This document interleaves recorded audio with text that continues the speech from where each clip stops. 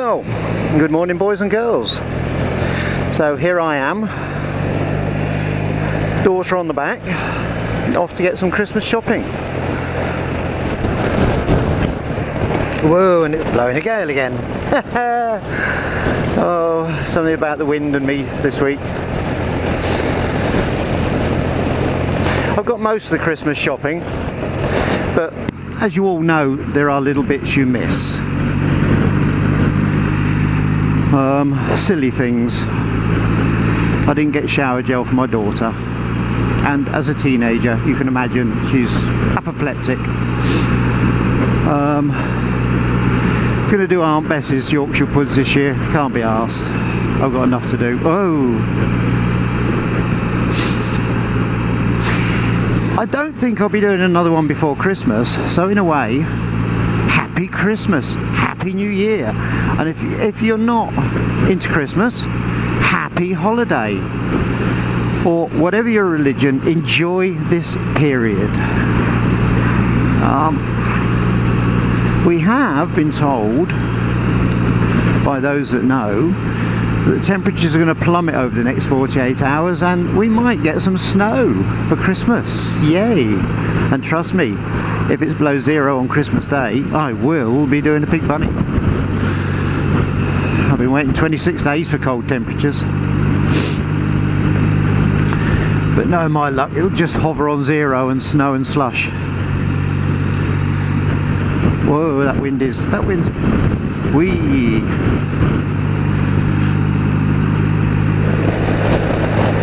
That wind is doing its job, it's windy.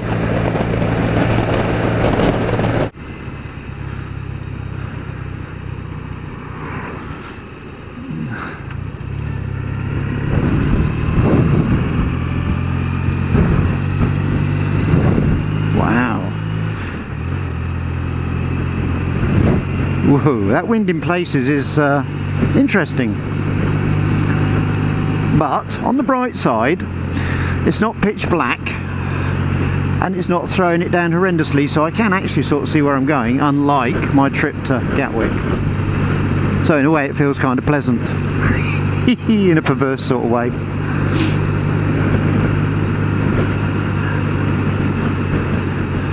I woke up this morning and our Christmas bike is all decorated and some presents around the bottom, and it actually feels like Christmas.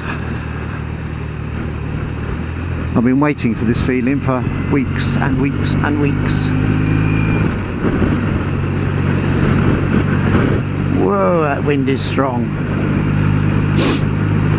I decided to come shopping fairly early because by this evening it's supposed to be, you know, the full-blown-ish, the whole thundery, lightning, God's angry and farting all over us type weather.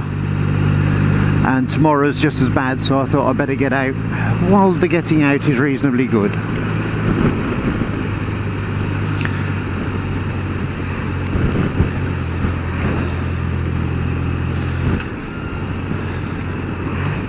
Oh, big clod of mud.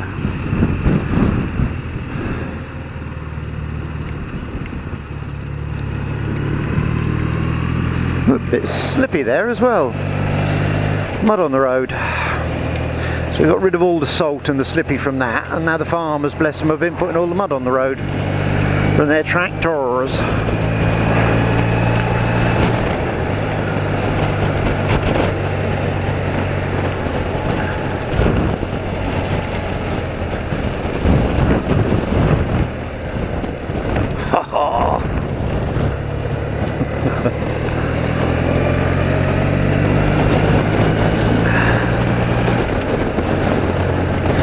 So I had visions of going along the M25 the other night with my knee down in a straight line. I think they're the strongest crosswinds I've ever experienced in my life. Probably the design of the motorway, that you sort of rise a crest with banks each side, then the banks disappear and you're in the open in a wind tunnel. I think when they design motorways, they design them so that the winds can blow over lorries and coaches and motorbikes. It's almost an inherent design feature of motorways. Whereas the old country roads, if you think about it, even the old A roads, most of them are sort of tree lined and house lined, and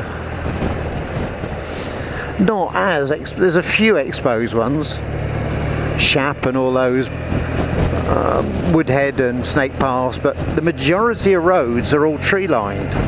So our motorway designers have actually created the wind blowing over vehicle phenomena.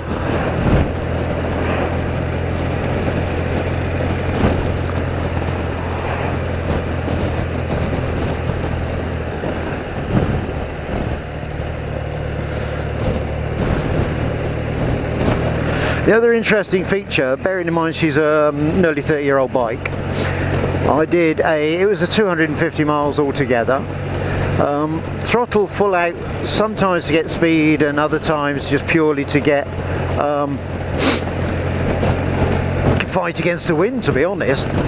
There was one point I was going up a hill and doing 50 and it's all she could do to keep going. The wind was that strong. And in all that, although the fuel consumption dropped from 45 miles per gallon to somewhere about 38, yeah, I'm a tight-fisted git, I'll work these things out. She actually used 1/4 of a litre of oil. Now, an engine under stress using 1/4 of a litre of oil over 250 miles tends to show there's not much wrong with the old girl. Because even when these beasts were brand new, they used a bit of oil. The 80s engineering wasn't as precise as it is today. And 1980s vehicles, you still regularly topped oil up on all of them, cars, lorries, buses, bikes. So I'm quite pleased with that oil usage.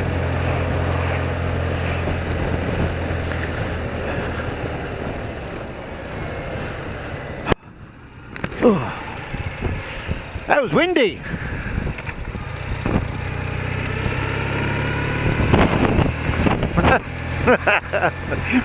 Walking out with a stick of Brussels sprouts, fighting the wind, poor girl.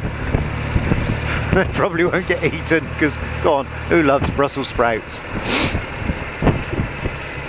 I don't mind a couple, but a whole stalk of them? She must be feeding a regiment.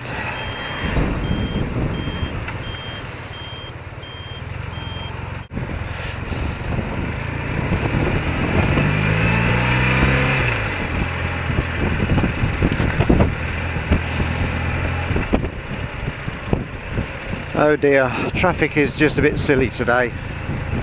You got all the work traffic that's on its last couple of days, and you got all the desperate shopping traffic.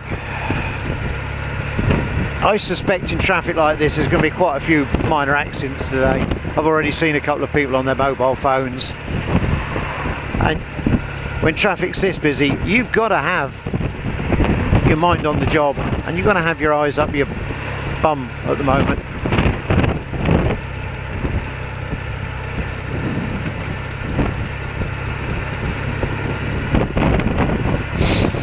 No guaranteeing that anybody's going to go where they're supposed to go.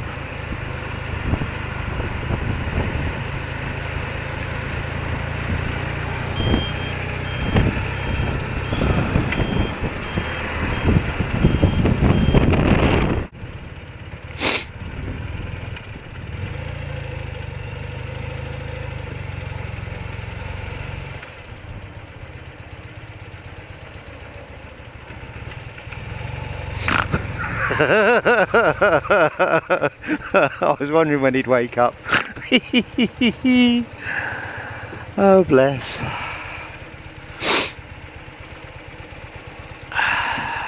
Oh.